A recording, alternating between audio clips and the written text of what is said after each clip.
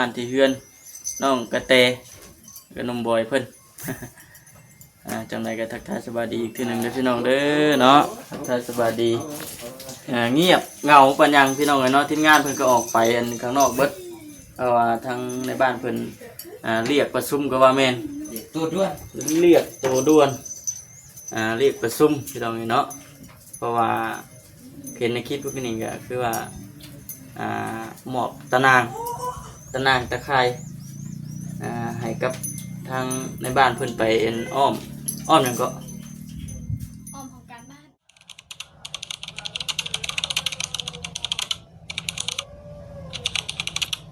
อันนี้บ่ทักทายสบายดีเด้อพี่น้องเด้อสบายดีมันคือเด็ดแท้จักน้ำเย็นเตรียมตุกใส่ตุกสิเลยแม่นฮะมันดีเท่าน้อยอยู่สบายดีเด้อน้องเตเด้อกำลังงีอย่านั่งอยู่นั่นเนาะ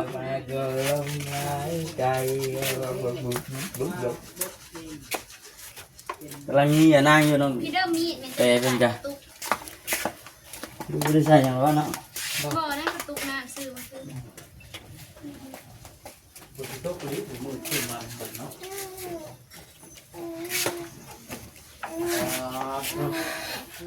เฮ้ยมาผ่านใส่ไพ่ข่อยก็ดีนี่เป็นเส้นผลอะไรมันนี่ผลทุกหัวทุกอยู่แต่คือนี่ก็มีเลยค่ะทุกหัวท่านเจ้าบอกหัว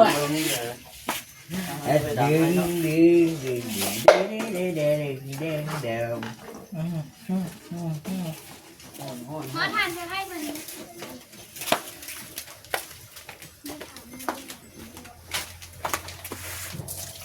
ออกไปไม่ได้อัน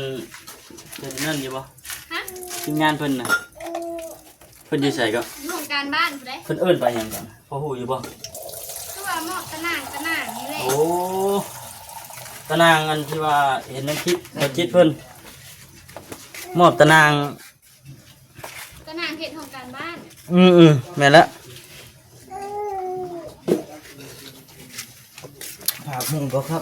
ของส่วนรวมเพิ่นว่าส่วนรวมเนาะของการบ้านของดีเขาฝากมันยังกินมะม่วงน้ำห้อนนี่ได้บ่มีตู้เย็นใส่เนาะตุ้มปรี๊นี่งั้นไหนล่ะได้เด็ดเน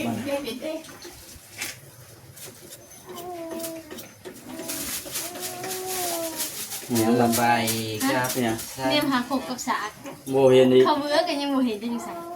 ให้กระเบือว่าน้องทุกมาเลยอย่าลงนะอย่าได้เลย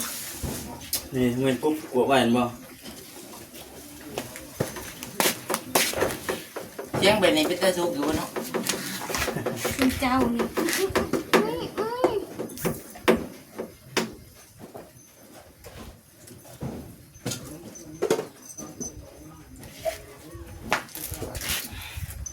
เย็นเมื่อกี้เพิ่นออกมาเลยบอกยังมันก็ยังอยู่ในอันของการนั่นแหละฟ้ารถเพิ่นได้เกะอันตนามานะเจ้าคือบอกออกไปถ่ายเล่นเพื่อนจ้ะบ่ต้องถาพังข่าวเอาอย่างเดียวพอถารุ่นเนาะถารุ่นเอาครับเนาะขนาดเป็นยังไงเนาะแกงหน่อไม้ใส่เห็ดหูหนูเฮ็ดพอกะทุ่ง70ผูก70บ่มือขึ้นใช่โปรดมื้อนั้นน่ะบ่ใช่เพิ่นซื้อแสนห้าทงรู้นะแต่บ่ได้เต็มดอกวันครึ่งนึงนี่แหละครึ่งนึงก็บ่แม่นนะหน่อยนึงเนาะอีกหน่อยนึงก็ฮอดครึ่งเป็นเสดีเนาะคือมาเขาเบื่อตอนนั้นจะบอกเล่านะข่อยก็เห็นถือกระชามมาอยู่ถือโจ๊กเขาเห็นนะถือจอบปะหักกูหัวหมูชีไรใส่เอาแล้วบัดนี้เนาะสิได้รอถ่ามานี่ เอาเลยมาหน่อยเฮ้ยซื้อจังได๋อะดิได้ ชื่อเพนด้า อันนี้นะโด โดด้าโอ้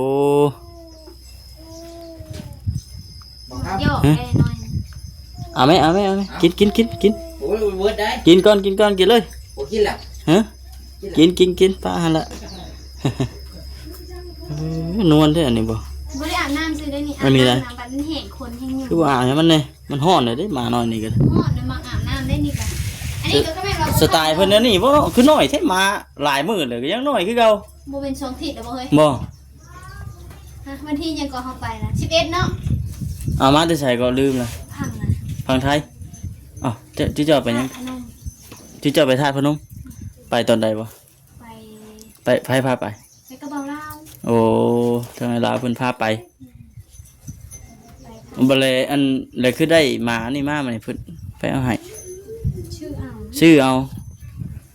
เอ โอ้ อย บ่ซื้อปั้นน้ำเพิ่นมาเลี้ยง เออปันน้ำแบ่งปันเนาะ แล้วคือมาดื้อแทนนี่เบิ้งไม่ใช่ไปหาเขาบอกเขาเบื่อเว้ย หาเบิ่งดู โอ้ย เนาะ ติแม่บ่เจ็บนี่ กิน มาหน่อยเพิ่นพี่น้อยเนาะ กูบ่เจ็บกูค้ำแล้วบอกว่า เราว่าแซ่บเลยติมันเป็นยั่วคายเนาะเจ้าก็ได้ ตกกระแตก บ่มันไปให้ผัวจักก็ตามครบอยู่เตะ กูเป็นให้พัวแล้ว ฮะ ตก หาบ่ลงกันลงใจคกดิโอ้ยคัก มาเพิ่น ข่อยว่าแล้วเบิ่งจังโมงนี่ 2 โมง 2 โมงพอดีข่อยว่าน่ะ2 โมงจึงสิได้กินที่เจ้าน่ะ2 โมงจึงได้กินพอดีแซ่บพอดีอัน มีหิว เออพอดีมันหิวเด้ เอาแล้วเบิ้งเฮ้ยเอิ้นดูได้นี่เตี้ย นะแม่ มันเปื้อนนี่นี่ บืนกับห้วยตึงต่างอยู่ได้บืนนี่สร้างเพิ่นมาเนาะสร้างแก้วคือเก่าบ่น้องเต นี่ สร้างแก้วเพนสิมาอันติดกระเบื้องกะโหลนี่แหละพี่น้องเอ้ยเห็นป่ะ ให้เพิ่นกิน ฮะ เพิ่นให้กิน เออน้ำมันใช่เลยเฮ็ดจังได๋ซะแนวใดเฮามีเฮาก็หาให้เพิ่นกิน ก็ทำมีงบตามมา เออมันก็หรือว่าถ้าบ่แอนก็มียันว่าเจังยันเพิ่น เป็นหยัง หาสร้างมาเฮ็ดสิก็มีได้น้องเต หาขบือก็เลย เออ เป็นหยัง เห็นว่าปูกระโหลปูกระเบื้องเรียบร้อยแล้วก็โอ้ยนอนอยู่ข้างในนี่เย็นสบายคักเป็นหยัง เป็นหยัง คักได้อพี่น้องเอ้ยเห็นว่าปูกระเบื้องแล้วก็อากาศร้อนบ่สิเฮาเข้าไปอยู่กล้องตารางปูกระเบื้องนี่โอ้ยเย็น โด เย็นเมื่อคืนนี่ก็โอ้ยบ่คำนอน2 มื้อเลยพี่น้องเอ้ยเนาะอากาศกลางคืนมันอยากเอ้าพี่น้องเอ้ยเนาะตอนนี้ก็อยู่ที่บ้านที่เฮือนน้องกระแตกับนมบอยเพิ่น จังไรก็ทักทายสวัสดีอีกทีหนึ่งเด้อพี่น้องเด้อเนาะทักทายสวัสดีเงียบเหงาปัญญังพี่น้องเนาะทีมงานเพิ่นก็ออกไปอันข้างนอกเบิดเพราะว่าทางในบ้านเพิ่นเรียกประชุมก็ว่าแม่น ตัวด้วน เรียกตัวด่วนเรียกประชุมพี่น้องเนาะเพราะว่าเห็นในคลิปพวกนี้ก็คือว่าหมอบตะนางตะไคร้ให้กับทางในบ้านเพิ่นไปเอ็นอ้อมหยังก็ ออมของการบ้าน อ้อมของการบ้าน อ๋อโกงเอา คักบ่ วางหนาขาวเนาะ เนาะคักเด้เนาะคน มี ดำ คนอื่นนี่ประตูตื่นหนาตัวเองเนี่ย คนดำกลายเป็นขาวติโอ้เอาพี่น้องเอ้ยเนาะดีมุกดีใจทั้งบ้านเพิ่นที่ว่ามีทางผู้รักแม่เพิ่นชดช่วย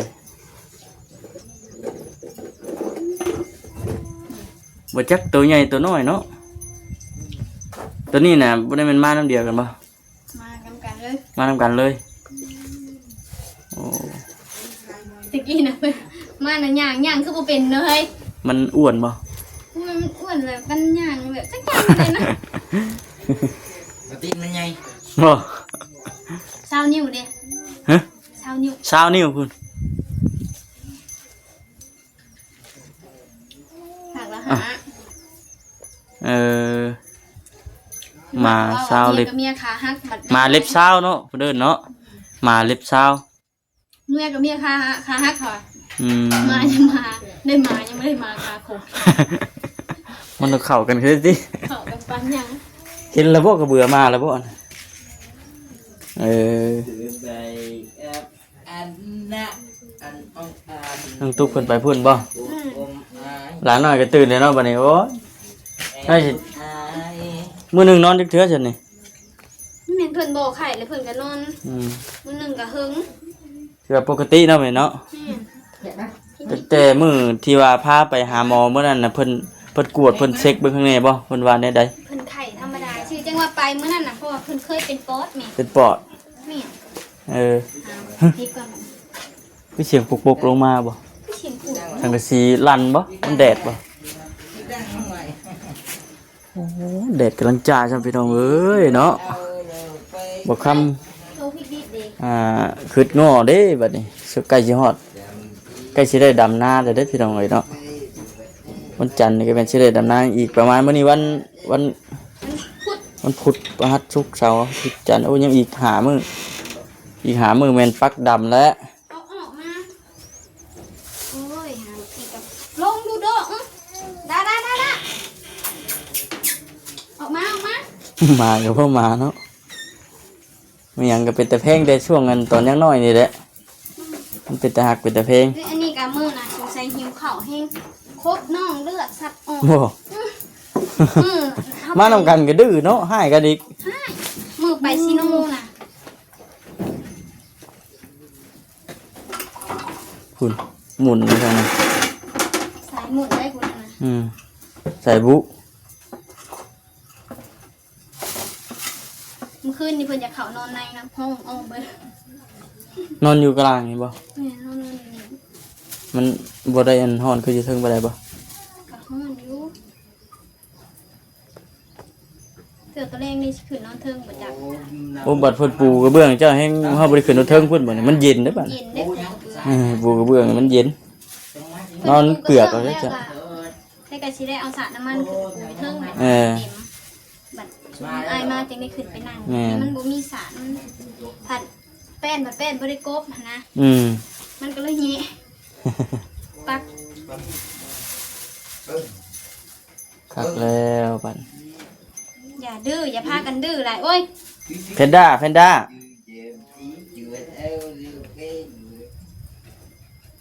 ตาตีไปง่องอยู่เนาะ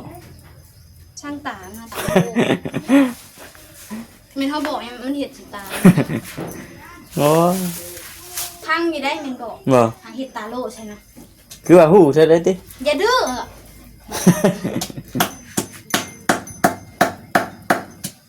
โขกเข้ามันเตะเอ็กได้หมดเลยสิครูจ้ะ หยะบ่ใส่ครกนี่ถือว่าคุ้มขนาดเนาะจนบาง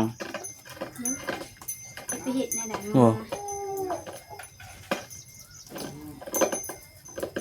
มา หิวแล้วน้องแต่เอ้ยกัดไม้กัดตอดไปเลยนุ่มบอย หาแน่มา ใส่เจ้ากัดมา หาแน่มาเกลือไหมกัดไม้กากกันเลยนี่คุณเบิดเถอะ โดเห็ดยังน่ะ อย่าเห็ดอย่าเห็ดพังอยู่วันนี้ หิวเลยโยเนาะคนก็ยังมันกินข้าวแต่2 โมงเลยมาก็ยังมันบ่ได้กินจะมาจักมากันเลย นะ จากคนจากหมานะดิ คนกับลมเสียไม้ยังบ่ลมรีบเว้นมาแล้วอะ ไผบ่เวียงบ่จ๊ะ เรื่อง ฮะ เรื่อง สะเทือง เอาเรื่อง มาแต่ประชุมบ่ เป็นวงฉันยังไง สะเทือง ได้แค่อีกา เอ็ดลงเพลงกลมลาง เลยดับฟ้า สถานห้องอารมณ์ดีใช่เนาะ มาดินกับฟ้ามันตรงข้ามกัน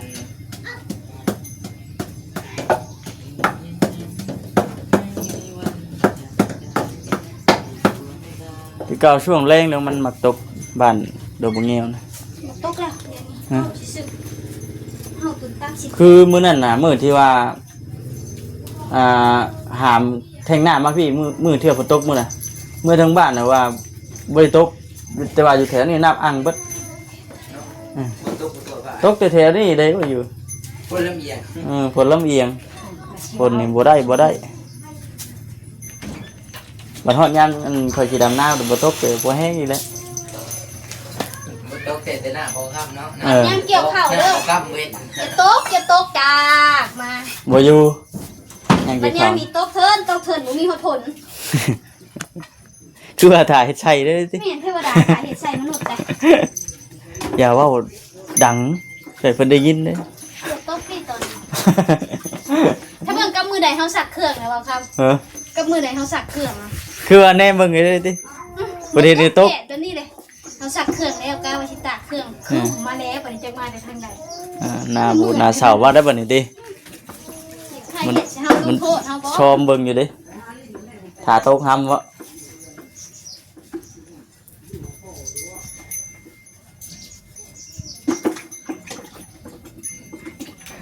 เริ่มแล้วมึงกี่หอดยามให้ยามหน้าแล้วมันฝากคน มาแล้ว ถามไว้กับบ่อยู่ด้วยไผมา วัดเราดิ บ่บดบ่อริยังบ่จิตเพิ่นยังบ่ทันมาโอ้อันนี้ก็แม่นบ่ลุงบอยจังสังกะสีนี่ แม่น อันสิเอามามุงมือนี้ แม่น อืมกับเสาอันนี้บ่ฮะ จากแล้วจะหายในพวกเกจะเป็นจะเกิดจะคิดแล้ว อ่าเสาเสาอีกต้นหนึง เฮ้ยมันหิวแห้งแล้วกูสอบมาไม่เห็นเจ้ามึงนี่ผม กัดยางบึ้มๆเขาเลย อย่าเฮ็ด เย็นขังอีลีนี่ ซื้อเป็นสอบบ่วงกินเนี่ย 10,000ได้ไปสอบ ฟอด คุ้มค่าอีกได้เข้าถือ10,000ได้ถึงกระสอบเนาะ ไปซื้อได้คือว่าได้เป็นสอบ 10,000 งานมันเดย์บ้านน้อง อันนี้บ่